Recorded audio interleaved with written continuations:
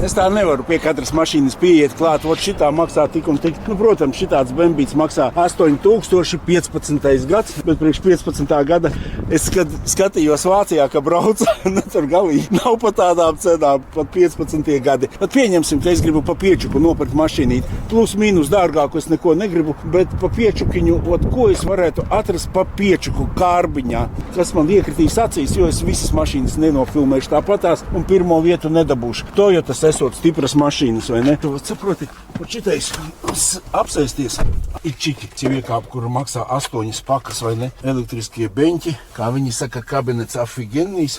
Kāda vainiņa, vai ne tāds? Manuālā kārba, tā jau nedara tikai automātiņš, vai ne? Ot alfiņas man patīk, brīn, vai šitā jau maksā alfiņu.